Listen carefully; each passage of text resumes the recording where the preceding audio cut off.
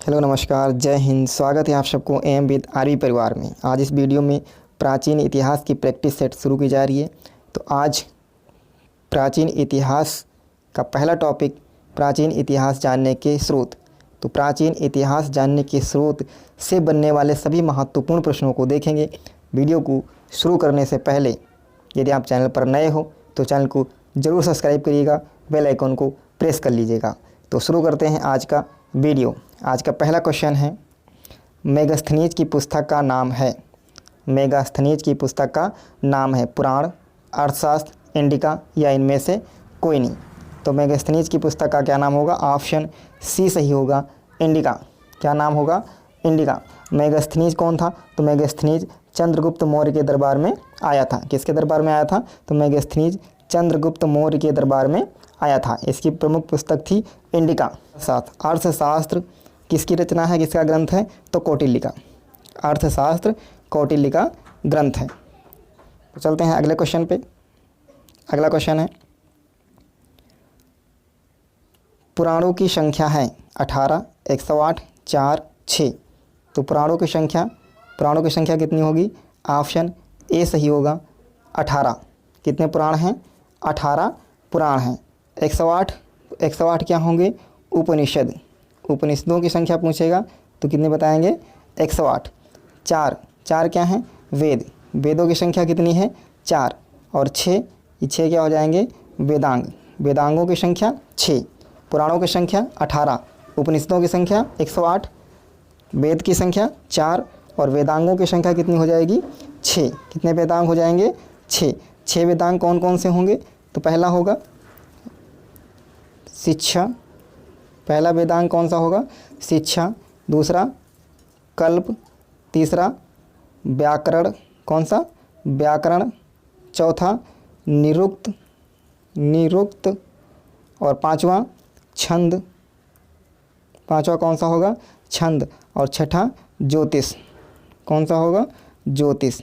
छठा कौन सा होगा? ज्योतिष। 6 वेदांग होंगे, शिक्षा, कल्प, व्याकरण, निरुक्त, छंद और ज्योतिष। वेदांगों की संख्या 6। वेदों की संख्या कितनी होगी? 4। कौन कौन से? यजुर्वेद, ऋग्वेद, यजुर्वेद, सामवेद और अथर्ववेद। वेदों की संख्या 4। पुराणों की संख्या 18 और उपनिषदों की संख्या पूछेगा तो 108 होगी। तो यहाँ पे पुराणों की संख्या पूछा गया है। पुराणों की संख्या कितनी होगी? 18। ऑप्शन ए सही होगा। अगला क्वेश्चन है, भारत का प्रथम राजनीतिक ग्रंथ है। भारत का प्रथम राजनीतिक ग्रंथ है मुद्रा राक्षस, अर्थशास्त्र, कथा साहित्य सागर, गार्गी संहिता। तो भारत का प्रथम राजनीतिक ग्रंथ कौन सा होगा? तो यहाँ पे ऑप्शन वी सही होगा, अर्थशास्त्र। कौन सा होगा? अर्थशास्त्र। अर्थशास्त्र किसका ग्रंथ है? तो कौटिल्य का। किसका ग्रंथ है? कौटिल्य का। विशाखदत्त ये किसके रचनाकार हैं? मुद्रा राक्षस की। अगला क्वेश्चन है क्वेश्चन नंबर 4, अष्टाध्यायी की रचना किसने की है? पाणिनि, शूद्रक ने, अश्वघोष या इनमें से कोई नहीं। तो अष्टाध्यायी की रचना किसने की है? ऑप्शन ए सही हो जाएगा, पाणिनि ने। शूद्रक की रचना किसने की है? मृच्छकटिकम। किसने किया है? मृच्छकटिकम। किसने किया है? मृच्छकटिकम ने। अश्वघोष की रचना किसने की है? तो बुद्धचरितम। किसने? बुद्धचरितम। अश्वघोष की रचना बुद्धचरितम, शूद्रक मृच्छकटिकम और अष्टाध्यायी की रचना पाणिनि। तो ऑप्शन ए सही होगा, अष्टाध्यायी की रचना पाणिनि ने की है। अगला क्वेश्चन है क्वेश्चन नंबर 5, महाभारत का प्रारंभिक नाम क्या है? जय संहिता, चरक संहिता, भगवत संहिता या इनमें से कोई नहीं। तो महाभारत का प्रारंभिक मतलब पहले का नाम क्या था? पहले महाभारत को क्या कहा जाता था? तो ऑप्शन ए सही हो जाएगा, जय संहिता। क्या कहा जाता था? जय संहिता। महाभारत की रचना किसने की थी? तो व्यास ने। किसने किया था? व्यास ने। जय संहिता। इसमें कितने? 1 लाख से अधिक श्लोक हैं, इसीलिए इसको क्या कहा जाता है? शत सहस्त्र संहिता। किस नाम से जाना जाता है? शत सहस्त्र संहिता। शत सहस्त्र संहिता के नाम से जाना जाता है, क्योंकि इसमें कितने श्लोक हैं? 1 लाख से अधिक श्लोक हैं। तो यहाँ पर ऑप्शन ए सही हो जाएगा, महाभारत का प्रारंभिक नाम जय संहिता था। अगला क्वेश्चन है क्वेश्चन नंबर 6, राजतरंगिणी लिखी गई है? सोमदेव, कल्लड़, बाणभट्ट या इनमें से कोई नहीं। तो राजतरंगिणी किसके द्वारा लिखी गई है? तो यहाँ पे ऑप्शन बी सही होगा, कल्लड़ के द्वारा। किसके द्वारा? कल्लड़ के द्वारा। अगला क्वेश्चन है क्वेश्चन नंबर 7। भारत में पढ़े गए सबसे प्राचीन अभिलेख किस काल से के प्राप्त हुए हैं? अशोक के काल, सिंधु सभ्यता, वैदिक सभ्यता या मौर्योत्तर काल? तो जो पढ़े गए अभिलेख हैं तो वो किस काल के प्राप्त हुए हैं? तो अशोक काल की। ऑप्शन ए सही होगा, अशोक काल की। पूछेगा सबसे प्राचीन अभिलेख किसके हैं? तो क्या बताएंगे? हड़प्पा संस्कृत की मोहरों पर। सबसे प्राचीन अभिलेख कहाँ मिले हैं? तो हड़प्पा संस्कृत की मोहरों पर मिले गए हैं। लेकिन हड़प्पा संस्कृत के अभिलेख अभी तक पढ़े नहीं गए। वो किस लिपि में लिखे हैं? तो भाव चित्रात्मक लिपि में लिखे गए हैं। किस लिपि में? भाव चित्रात्मक लिपि में लिखे गए। और सबसे प्राचीन अभिलेख जो पढ़े गए हैं वो किसके हैं? अशोक के। किसके अभिलेख हैं? अशोक के अभिलेख हैं जो पढ़े गए हैं। तो यहाँ पे ऑप्शन ए सही होगा। अगला क्वेश्चन है, गणित की पुस्तक लीलावती के लेखक हैं? रामानुजम, भास्कराचार्य, आर्मस्ट्रॉन्ग या इनमें से कोई नहीं। तो गणित की पुस्तक जो लीलावती है इसके लेखक कौन होंगे? तो यहाँ पे ऑप्शन बी सही होगा, भास्कराचार्य। किसने लिखा था? भास्कराचार्य ने। अगला क्वेश्चन है क्वेश्चन नंबर 9। सर्वप्रथम भारतवर्ष का जिक्र किस अभिलेख में है? प्रयाग, हाथी गुफा, नासिक, जूनागढ़? तो सर्वप्रथम भारतवर्ष का जिक्र किस अभिलेख में किया गया है? तो ऑप्शन बी सही होगा, हाथी गुफा अभिलेख में। अगला क्वेश्चन है क्वेश्चन नंबर 10। ऐसा वेद जो गद्य एवं पद्य दोनों में लिखा गया है? ऐसा वेद जो गद्य एवं पद्य दोनों में है? यजुर्वेद, सामवेद, अथर्ववेद या इनमें से कोई नहीं। या ऑप्शन बी ए सही होगा, यजुर्वेद। कौन सा? यजुर्वेद। Option A Samaveda. सामवेद को भारतीय संगीत का जनक कहा जाता है। किसे? सामवेद को। सबसे प्राचीन वेद पूछेगा तो कौन सा हो जाएगा? ऋग्वेद। और सबसे नवीनतम वेद पूछेगा तो अथर्ववेद। कौन सा होगा? अथर्ववेद। तो यहाँ पे ऑप्शन ए सही होगा, ऑप्शन ए। ऐसा वेद जो गद्य एवं पद्य दोनों में लिखा गया है यजुर्वेद होगा। अगला क्वेश्चन है, शुद्ध संस्कृत भाषा में प्रथम अभिलेख किसका प्राप्त हुआ है? रुद्रदामन प्रथम का, अशोक का, चंद्रगुप्त मौर्य का या अजातशत्रु का? तो शुद्ध संस्कृत भाषा में प्रथम अभिलेख ऑप्शन ए सही होगा, रुद्रदामन प्रथम का प्राप्त हुआ है। ऑप्शन ए सही जवाब होगा। अगला क्वेश्चन है,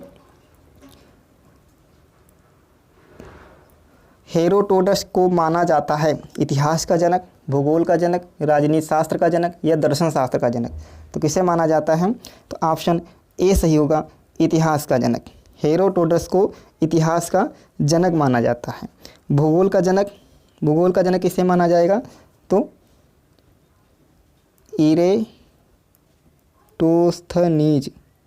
किसे माना जाएगा?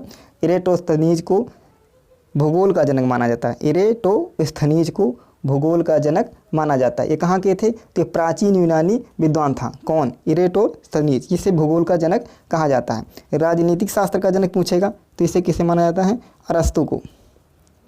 अरस्तु को राजनीतिक शास्त्र का जनक कहा जाता है। दर्शन शास्त्र का जनक किसे कहा जाता है? तो सुकरात। किसे कहा जाता है? सुकरात को। दर्शन शास्त्र का जनक सुकरात, राजनीतिक शास्त्र का जनक अरस्तु, भूगोल का जनक इरेटोस्थनीज और इतिहास का जनक हेरोडोटस को माना जाता है। तो यहाँ पे ऑप्शन ए सही होगा, ऑप्शन ए। अगला क्वेश्चन, क्वेश्चन नंबर 14। सबसे प्राचीन वेद है ऋग्वेद, सामवेद, यजुर्वेद या अथर्ववेद? तो सबसे प्राचीन वेद ऑप्शन ए सही होगा। कौन सा? ऑप्शन ए ऋग्वेद को। सबसे प्राचीन वेद ऋग्वेद। और सबसे नवीन वेद पूछा जाएगा तो कौन सा होगा? अथर्ववेद। सबसे नवीन अथर्ववेद, सबसे प्राचीन यजुर्वेद। सामवेद को संगीत का जनक कहा जाता है। संगीत का जनक सामवेद। और गद्य और पद्य दोनों में लिखा जाने वाला वेद कौन सा है? तो यजुर्वेद। तो यहाँ पे ऑप्शन ए सही होगा। सबसे प्राचीन वेद कौन होगा? ऋग्वेद होगा। अगला क्वेश्चन, क्वेश्चन नंबर 15। भारत का सर्वाधिक प्राचीन धर्म ग्रंथ है वेद, पुराण, धर्म ग्रंथ या उपनिषद? तो भारत का सबसे प्राचीन धर्म ग्रंथ किसे माना जाता है? तो ऑप्शन ए सही होगा। किसे? ऑप्शन ए, वेद को। किसे माना जाता है? ऑप्शन ए, वेद को। वेद की संकलनकर्ता किसे माना जाता है? तो महर्षि कृष्ण द्वैपायन वेद व्यास को। किसे माना जाता है? महर्षि कृष्ण द्वैपायन वेद व्यास को।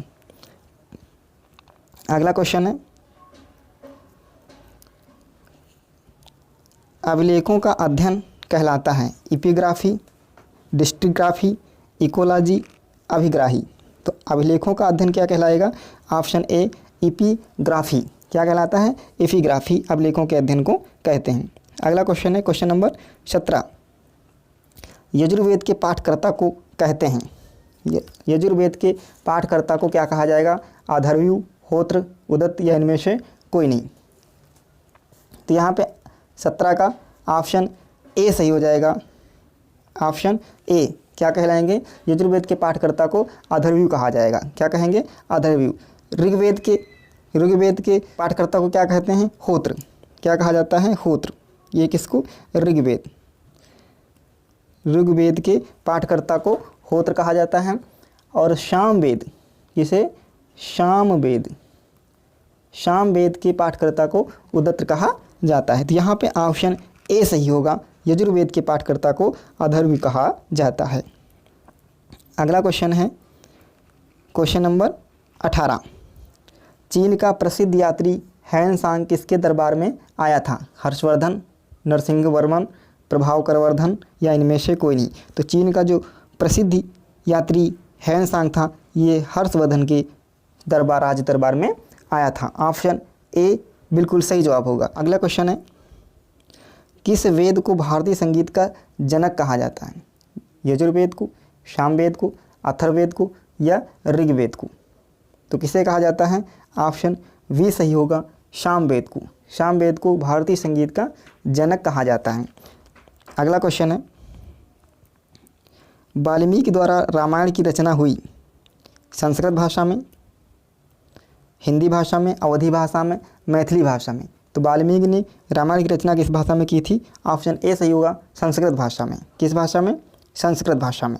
अगला क्वेश्चन है, वेद के संकलन करता हैं महर्षि कृष्ण द्वैपायन वेद व्यास, महर्षि कृष्ण आचार्य जी, महर्षि सप्तऋषि जी, इनमें से कोई नहीं। तो ऑप्शन ए सही होगा, महर्षि कृष्ण द्वैपायन वेद व्यास ने।